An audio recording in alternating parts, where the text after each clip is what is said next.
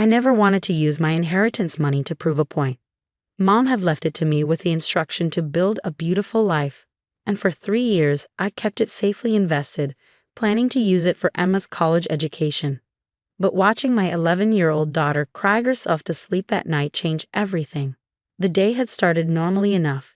Sunday family dinner at my in-laws' house was a weekly tradition, one that my husband, Michael, insisted we maintain despite my growing discomfort with his sister Sarah's increasingly hostile behavior toward me. "She's just going through a rough time since her divorce," he'd say, making excuses for her snide comments and subtle digs. But today was different. It was Emma's birthday celebration, and Sarah had outdone herself in the worst possible way. "Open mine first," Sarah had chirped, handing Emma an elegantly wrapped box with a designer logo. My stomach tightened as Emma carefully pulled away the paper, revealing a limited edition tablet computer that I knew cost well over $1,000.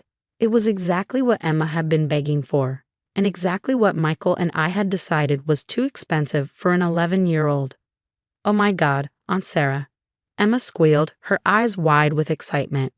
"This is amazing." I watched Sarah's perfectly painted lips curl into a smile as she leaned down to whisper in Emma's ear, likely thinking I couldn't hear. But I did. Every word. "Your mom will never be able to afford something like this. But you can always count on Aunt Sarah to give you the nice things you deserve." The room seemed to freeze. I saw my mother-in-law Margaret's eyes widen slightly, but she quickly busied herself with the cake. My father-in-law, Thomas, suddenly became very interested in his phone.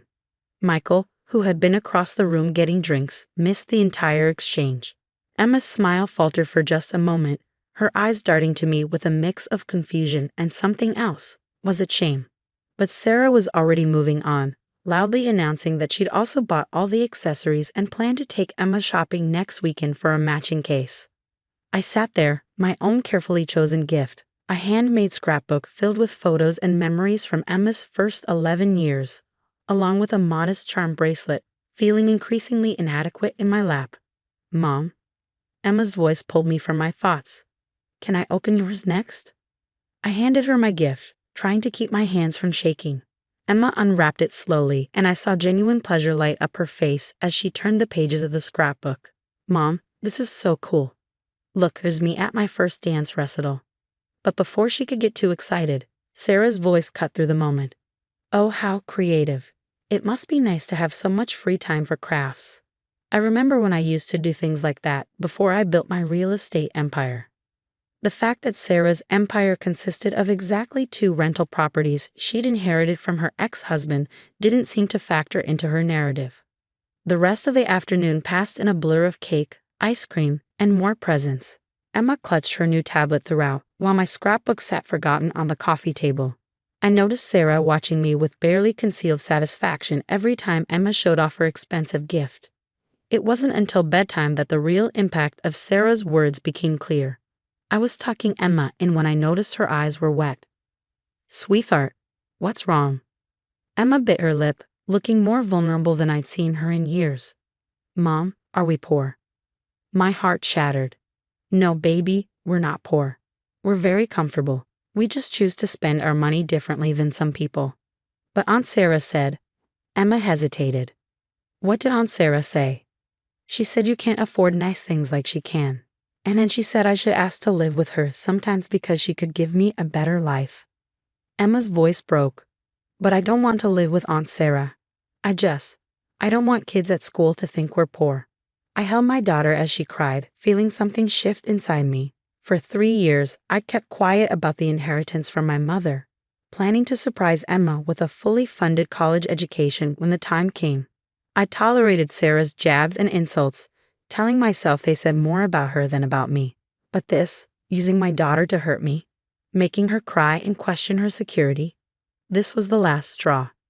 As Emma finally drifted off to sleep, I sat in the darkness of her room, my mind racing.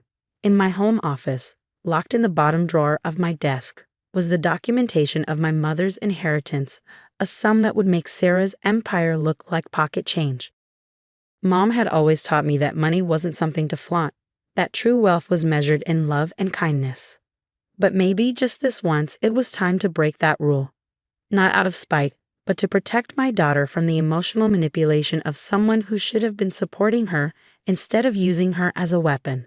I kissed Emma's forehead and walked to my office, my decision made. Tomorrow I would make some calls. It was time to show Sarah exactly what poor looked like, and in the process, teach my daughter a different kind of lesson about wealth, worth, and family. The next morning, after dropping Emma off at school, I made 3 phone calls. The first was to my mother's lawyer, requesting an urgent meeting. The second was to my financial advisor. The third was to Michael. "We need to talk about your sister," I said, my voice firm.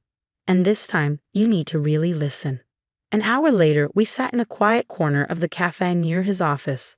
I brought the tablet Sarah had given Emma, still in its box. "We're returning this," I said, sliding it across the table. Michael frowned. "Come on, Kate. I know it's expensive, but Emma loves it. Sarah was just trying to be nice." I pulled out my phone and played the recording I'd made the night before. Emma crying, confessing what Sarah had whispered to her. Michael's face changed as he listened, his usual defense of his sister crumbling. "She said what?" His fingers tightened around his coffee cup. "And she suggested Emma should live with her." "Now you understand why the tablet's going back." I took a deep breath. "And there's something else you need to know, something I've been keeping quiet about." I told him about my mother's inheritance. His eyes widened as I mentioned the amount. "Why didn't you tell me?" "Mom left specific instructions. The money was for Emma's future, and she wanted me to be the sole decision maker." I reached across the table, taking his hand. "I trust you, Michael, but I needed to honor Mom's wishes." He nodded slowly. "I understand, but Kate, what does this have to do with Sarah?" "Your sister has been undermining me for years, making comments about money, suggesting I'm not good enough for you or this family. I stayed quiet because I didn't want to cause problems. But using our daughter, making her cry and question her security, that crosses a line." Michael was quiet for a long moment. "What are you planning?" "Nothing cruel," I assured him. "But it's time for Sarah to learn some hard lessons about judgment and assumptions. Will you support me?" He squeezed my hand. "After what she said to Emma? Absolutely." The next Sunday dinner came quickly. As we pulled up to the in-laws' house, I noticed Sarah's new luxury SUV parked prominently in the driveway, her latest attempt to showcase her supposed wealth. "Ready?" Michael asked, helping Emma out of the car. I patted my bag, feeling the envelope inside. More than ready. Sarah was holding court in the living room, describing her latest real estate acquisition, a small fixer-upper she planned to flip. "It's all about having the vision," she was saying as we walked in. "And of course, the financial means to make it happen." Her eyes flickered to me. Not everyone understands the importance of investing in quality. "Speaking of investments," I said pleasantly, "Emma has something to return to you." Emma stepped forward, holding out the tablet. "Thank you, Aunt Sarah, but I can't accept this. Mom and Dad taught me that expensive gifts often come with strings attached." Sarah's face flushed. "I don't know what your mother's been telling you, but—" "I've been telling her the truth," I interrupted, pulling out the envelope. "About family, about values, and about real wealth." I placed the envelope on the coffee table. "Since you're so interested in financial matters, Sarah, perhaps you'd like to see what my mother left me." The room went silent as Sarah opened the envelope. I watched her face pale as she read the documents, the trust fund details, the property deeds, the investment portfolios. This can't be real," she stammered. "Oh, it's very real," Michael said, his voice cool. "And so were the things you said to our daughter." Margaret and Thomas, who had been hovering uncertainly nearby, moved closer to see the papers. Margaret gasped softly. "The difference between us, Sarah," I said, keeping my voice gentle, "isn't about money. It's about character. I've had this inheritance for 3 years, but I've never felt the need to flaunt it or use it to make others feel small." Sarah sank onto the couch, the papers trembling in her hands. For the first time since I'd known her, she seemed at a loss for words. "Mom." Emma tugged at my sleeve. "Can we go get ice cream?" I smiled at my daughter, seeing the same quiet strength my mother had possessed reflected in her eyes. "Of course, sweetheart. Would anyone else like to join us?" Margaret and Thomas quickly agreed, both seeming eager to escape the tension. Sarah remained on the couch, staring at the papers as we walked out. As we drove to the ice cream parlor, Emma spoke up from the back seat. "Mom, What you did back there. That was kind of awesome. I caught Michael's proud smile in my peripheral vision. Sometimes, honey, the best way to deal with bullies is to show them that their power is based on false assumptions. But more importantly, I want you to remember that our worth isn't measured by what we own. Like Grandma used to say, Emma asked. Exactly like Grandma used to say, true wealth is about love, kindness, and using what you have to build a beautiful life, not tear others down. The following week brought changes I hadn't expected. Sarah didn't show up for Sunday dinner, the first time she'd missed it in 5 years. Instead, she sent a text to the family group chat saying she wasn't feeling well. No one believed her excuse, but no one called her out on it either. What did surprise me was the email I received from her on Wednesday morning. Kate, I've been thinking about what happened. Would you meet me for coffee? Just us. Sarah. I showed the message to Michael over breakfast. What do you think? He wrapped his arms around me from behind, resting his chin on my shoulder to read the email. I think my sister might finally be ready to grow up. I agreed to meet Sarah at a small cafe downtown, deliberately choosing a place far from her usual upscale haunts. When I arrived, she was already there, sitting at a corner table. The designer handbag and perfectly styled hair were still present, but something was different. She seemed smaller somehow, less armor-plated. Thank you for coming, she said as I sat down. Her coffee sat untouched in front of her. Of course. I ordered a green tea and waited. Sarah twisted her diamond ring. The one she always bragged was from her ex-husband's family collection. I've been up most nights this week, thinking about what you said. About character. She took a shaky breath. And about what I said to Emma. That's a good place to start. I was cruel, she admitted, her voice barely above a whisper. I've been cruel for a long time, haven't I? I nodded, not making it easier for her. This was her moment to own up to her behavior. After David left me, she continued, referring to her ex-husband, I was so angry. He cheated with someone younger, someone who made less money than me. It didn't make sense. I thought if I could prove I was successful, wealthy, better than everyone else, somehow it would fix everything. And I was an easy target, I said quietly. You were everything I wasn't, Sarah admitted. Content with a modest lifestyle, focused on making memories instead of making impressions. Emma adores you. Michael worships the ground you walk on. Even Mom and Dad respect you more than me, though they'd never say it. She reached into her purse and pulled out an envelope. I'm selling the SUV and one of the rental properties. David's lawyer called. Apparently, I wasn't supposed to inherit those properties in the first place. There was a clause in the divorce agreement I overlooked. Sarah? No, please. Let me finish. She straightened her shoulders. I've been living a lie, trying to prove something to everyone, including myself. But watching you the other day, you didn't show me that paperwork to humiliate me.